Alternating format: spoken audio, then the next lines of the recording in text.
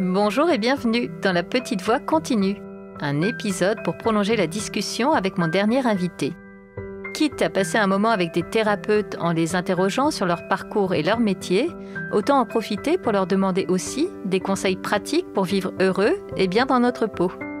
Dans ce court échange, publié une semaine après l'entretien, j'interroge mon invité sur une problématique concrète par rapport au bien-être ou au développement personnel.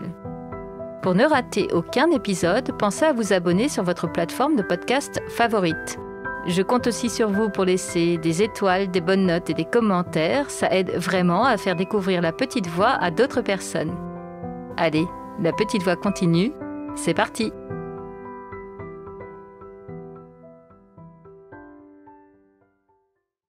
Et si devenir mère pouvait être aussi l'occasion d'exprimer toute notre puissance de femme? Noémie Valty, la doula que vous avez découverte la semaine dernière, est persuadée que c'est possible.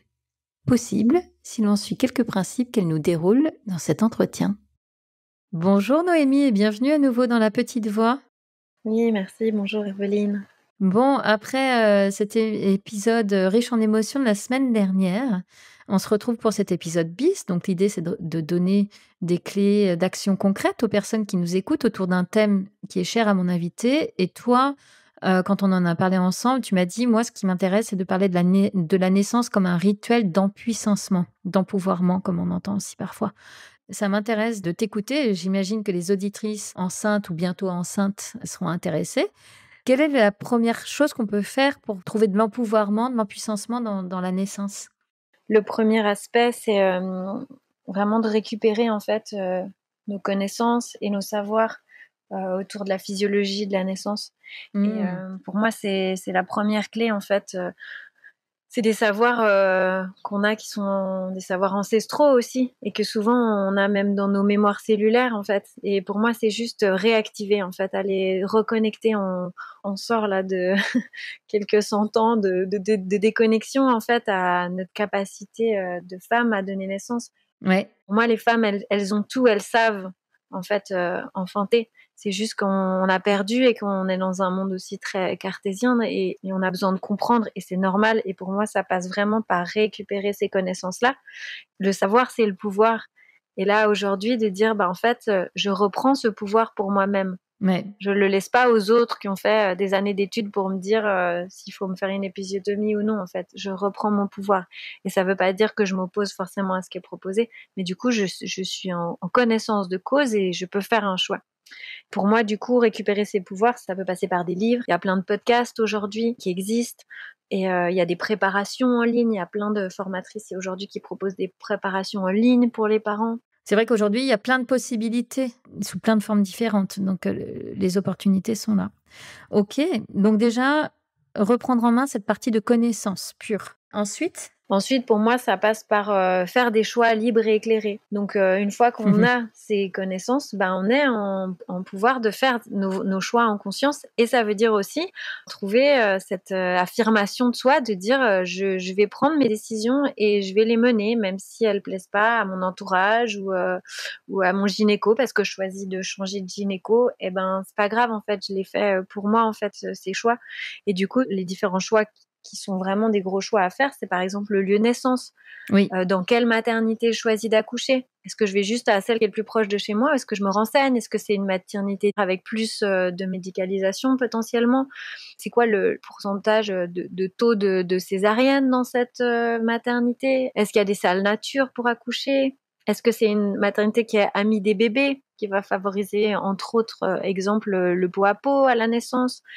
Oui. Est-ce que j'ai envie en fait de plutôt accoucher en plateau technique, ça s'appelle, avec une sage-femme qui va me suivre et qui sera la même pour la naissance? À quel endroit autour de chez moi il y a ça? Est-ce qu'il y a une maison de naissance? Est-ce que je veux accoucher à la maison? Tout ça, c'est une panel de choix à considérer et que les femmes, elles sont en pouvoir de choisir.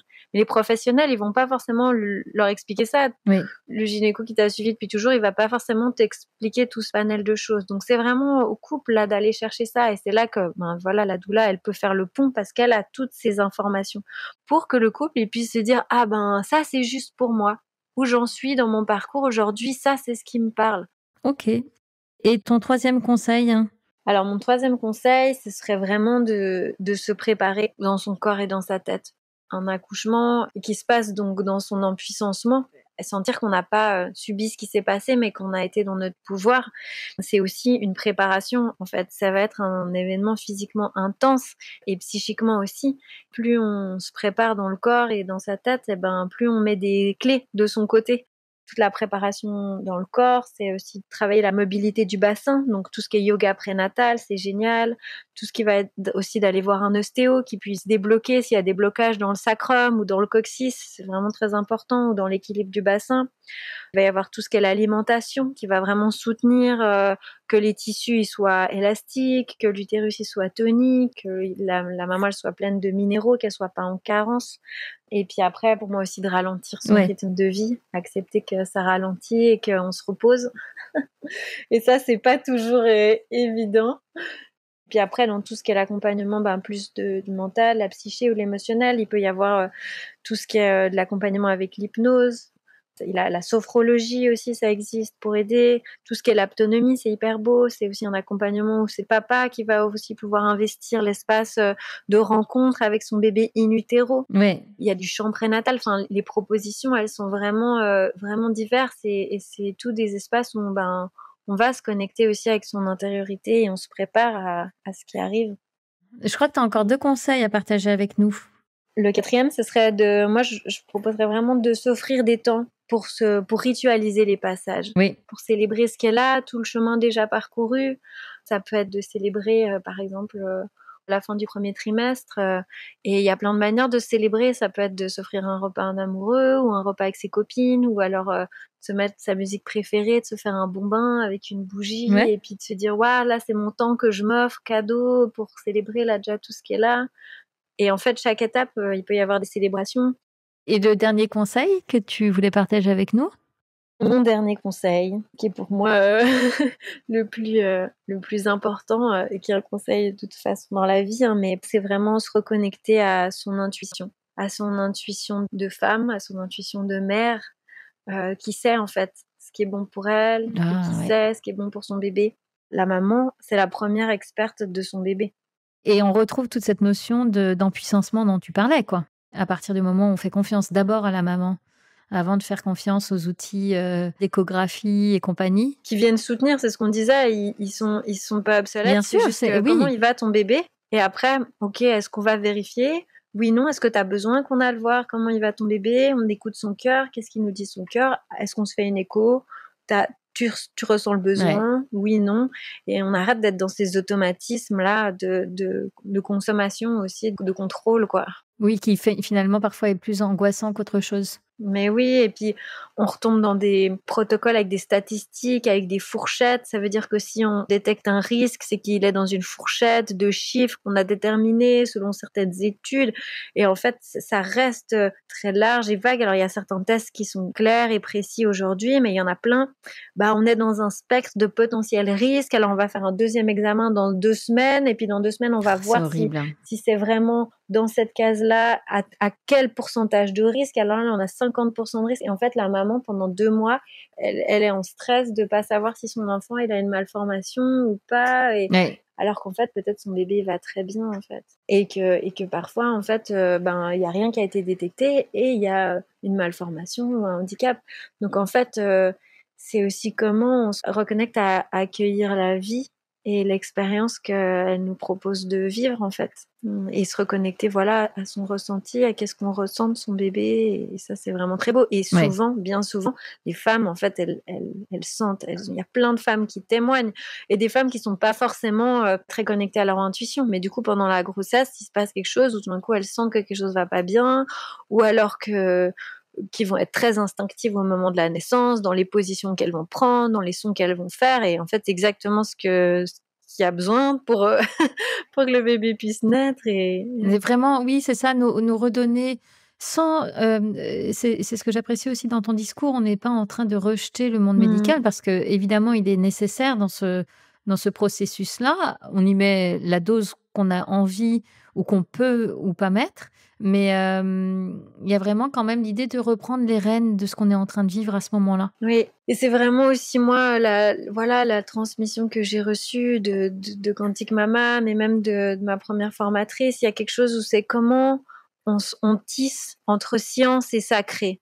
C'est ça. Et comment on remet de la conscience et qu'en fait, finalement, on met la science au service du sacré.